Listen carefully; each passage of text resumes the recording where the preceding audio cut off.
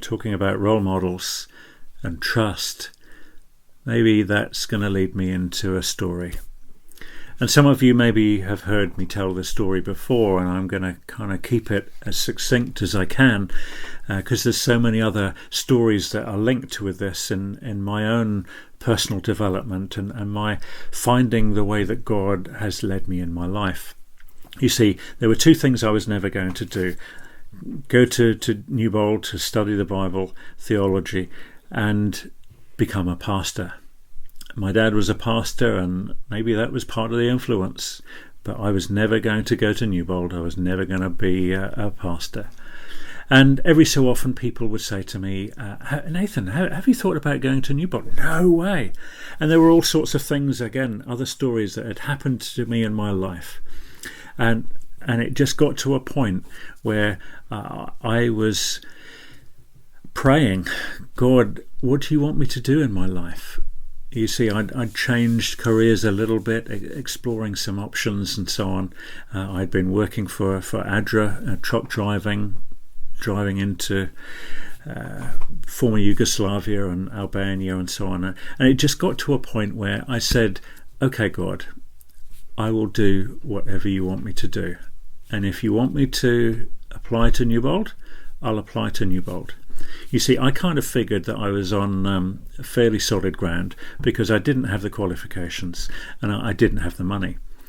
So I applied, and this was only a few weeks before Newbold was due to start, and they sent a letter back saying, yes, come in for an interview. Oh, okay. Well, I wasn't quite anticipating that, but never mind. I went in for the interview and they said, yes, you don't have the qualifications. But after they sent me out of the room and brought me back in again, they said, we're going to give you a try on a term-by-term basis. Well, I wasn't quite anticipating that. That's God has kind of called my bluff a bit. So I still went through the process of applying, and I figured, well, if that's the way I'm going, even if I don't want to do it, then if I'm going to trust God, then I get rid of my flat. I handed in my notice.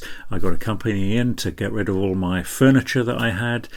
Because of some contacts that I had already at Newbold, I managed to get a little caravan and park it in a nearby farmer's field with most of the rest of my possessions that I wanted to keep. And I just got rid of everything. I had been working as a carpenter builder and got rid of a whole garage full of all sorts of stuff. And I was scaling down from a 2-bedroom flat to sharing a room.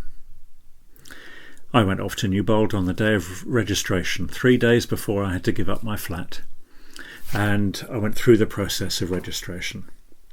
And you get to go to the dormitory and to the seminary building and get signed up for the course that you were going to do, and the library signed up there, and everything else signed up. And then at the bottom of the form you go in and you pay. Well, that was the other thing that I didn't have. So I couldn't pay straight off with the cashiers, so I had to see the student finance officer. And I went along the queue one by one, eventually went in and I said, look, I've got a few hours work in the workshop here, and I've got a couple of £100 and this, that and the other, and they worked things out. And then student finance officer said to me, Nathan, I'm sorry, but I can't let you in. You can't display evidence enough that you've got enough money to pay your way. And I walked out of Salisbury Hall and I was annoyed. I was angry with God. I mean, how dare he? I had given up my flat and everything else, and I was changing and doing something that I didn't really want to do. So, come on, God, you got to come up trumps. And I drove home. It was 45 minutes or so driving, and I was thinking, well, what do I do? Well, maybe I take out a loan.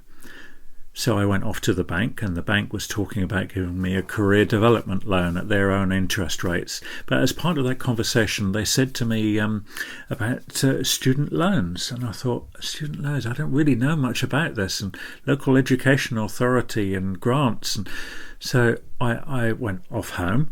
I got on the phone. I phoned up the local education authority, explained the situation. I was going to do an open university degree. Yes, we can send you the information. This is how much you would be able to get. Because in those days, the local education authority were giving grants.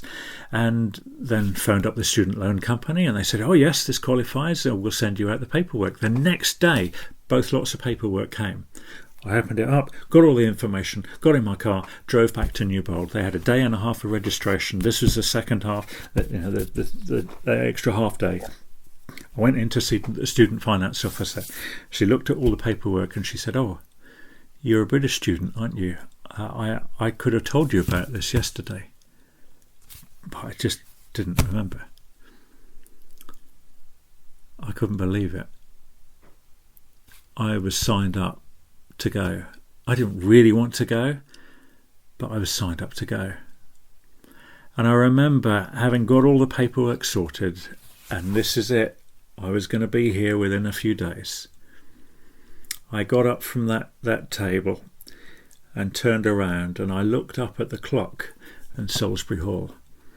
And it's something that I regularly do when I'm there now. I looked up at the clock, and it was a voice like my voice that you can hear now. And I believe that this was the voice of God saying to me, do you really trust me? Do you really trust me? Faith development is about trust in God. And we as role models, whether we are fathers, Father's Day is upon us just about, whether we are fathers or grandfathers or any other relatives, any other adult influence on young people or on peers, on each other.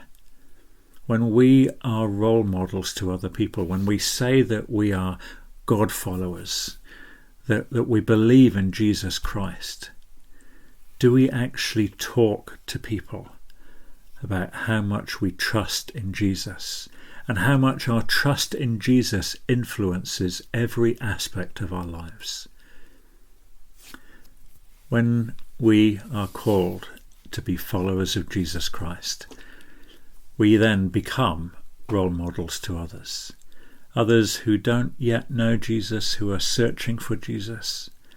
And even though we are still on that process of searching and strengthening our trust and faith in God, we are role models for the Lord and Saviour Jesus Christ. You are a role model. And as a role model, do you trust in Jesus? Do you really trust him? If you do, why don't you chatter about it to those that you come in contact with, those that are looking to you to be their spiritual role model? Stay safe. Stay saved.